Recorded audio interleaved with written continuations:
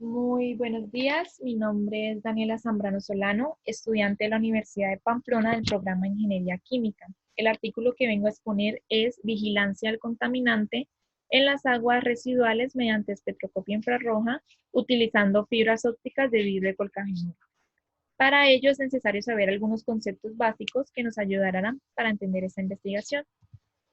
Fibras ópticas es un medio de transmisión empleado habitualmente en redes de datos, un hilo muy fino de material transparente, vidrio o materiales plásticos por el que se envían pulsos de luz que representan los datos a transmitir. Espectro infrarrojo, representación gráfica de los valores de longitud de onda o de frecuencia ante los valores de transmitancia. Vidrio de Colcagenuro. Son unos tipos de vidrio que contienen una cantidad considerable de elementos del grupo de colcágenos, azufre, selenio o telurio. Esos tipos de vidrio pueden proporcionar una buena transmisión de longitudes de onda de entre 4 y 14 centímetros a la -1. FTIR significa transformada de Fourier infrarroja, es el método preferido en la espectroscopía infrarroja. Cuando la radiación IR pasa a través de una muestra, la muestra absorbe la parte de la radiación y otra la transmite. La transformada de Fourier convierte la salida del detector en un espectro que sea interpretable para el investigador. Acuífero es una noción que se utiliza en los ámbitos de geología y de la biología. En el primer caso, un acuífero es una estructura subterránea que alberga agua. ¿De qué trata? Este artículo trata sobre las fibras ópticas infrarrojas basadas en vidrio de colcagenuro que se utilizan como sensor para la determinación de contaminantes orgánicos volátiles en las aguas subterráneas. La mayoría de las veces, el análisis químico de las aguas residuales se realiza mediante la cromatografía. La cromatografía es un método físico de separación en la que los componentes que se han de separar se distribuyen entre dos fases. Reposo, que es la fase estacionaria, mientras que la otra es una fase móvil que se mueve en dirección definida. Desde la llegada de los espectros FTIR, la espectroscopía infrarroja se ha convertido en una herramienta indispensable y eficiente de estudios analíticos. Para ello fue necesario hacer un método alternativo. Este método para adquirir el espectro infrarrojo consiste en el uso de la fibra óptica, evitando entonces las muestras. Para esto, la fibra se emplea por un lado para transmitir los A y R del espectrómetro a la muestra y por otro como una sonda mediante la inserción de una parte de la fibra, llamada zona de tensión en el ambiente estudiado. Esta técnica se llama evanescencia de fibra espectroscopia de ondas. Se basa en la presencia de onda evanescente alrededor de la fibra durante la propagación de la luz. Como objetivo primordial en esta investigación fue crear un prototipo de sistema de sensores de infrarrojo medio para la determinación de contaminantes orgánicos. Este trabajo se llevó a cabo en el marco del contrato europeo INSIS del quinto plan, Vigilancia del Incendio de los Contaminantes relacionados con vertederos en el suelo y el agua mediante detención por infrarrojos.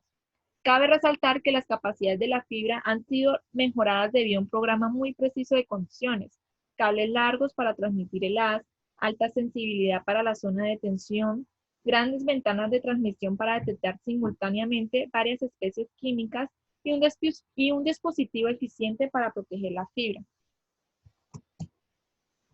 Fue necesario hacer pruebas pilotos. Las pruebas de escala piloto se llevaron a cabo en un sistema acuífero artificial que simulaba las aguas subterráneas del vertedero y luego el prototipo se utilizó fuera en condiciones reales.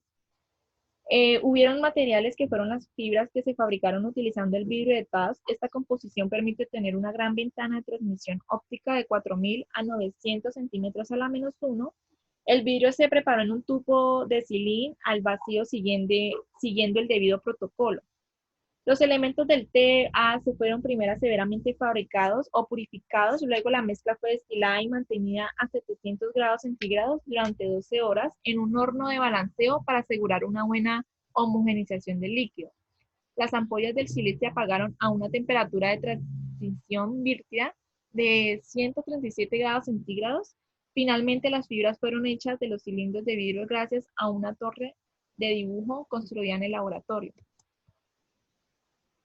Se estableció que cualquiera que fueran los lugares donde se realizaran los experimentos, sean Vietnam, Francia, la fibra de vidrio de colcagenuro apuntaba por un lado a transmitir el haz IR desde el espectro a la zona contaminada y por otro a sondear vertiendo la fibra de la zona contaminada. Es decir, la estructura general era la misma. Esto es una figura del montaje experimental. Acá podemos ver un espectro de atenuación de fibra de vidrio de TAS, el espectro grabado en bienal en un acuífero artificial. La banda de 910, como se puede mirar acá, se debe a la vibración del estiramiento del CCl en el tetracloretileno. Esto es un espectro del infrarrojo del tetracloretileno. Se observa que las frecuencias de mayor intensidad corresponden al estiramiento simétrico del CCl2 a 767 y al estiramiento asimétrico del CCl2 a 875 centímetros a la -1, lo cual concuerda con lo observado en el espectro infrarrojo medido. Acá es una forma más detallada donde pude explicar el espectro infrarrojo del tetracloretileno. Podemos ver que es de tipo tetrasustituido, que es acá el cuadro azulito que marqué en la estructura molecular. Tiene una frecuencia de 1680 a 1660, que está en la parte superior. Tiene un estiramiento asimétrico de 910 y 767, como pueden mirar acá, y un estiramiento simétrico de 875 a 780. También tiene una tensión del C del enlace C de 1580 a 1600. Esto ya es un aumento de la intensidad de línea de 910 centímetros a la -1 versus la concentración del contaminante en el tanque. Esta evolución concuerda con la ley de Beer-Lambert, que es una relación empírica que relaciona la absorción de luz con las propiedades del material atravesado.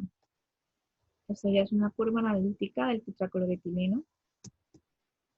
Ya como resultados y discusiones se realizaron pruebas pilotos de escala en un sistema acuífero artificial desarrollado en Vietnam. En el Instituto de Inga, el tanque contenía 1 metro cúbico de agua contaminada, simulada y llena de grava. La serie de mediciones se inició utilizando el tetracloretileno como contaminante. Se disolvió en 10 decímetros cúbicos de agua utilizando metanol como agente disolvante.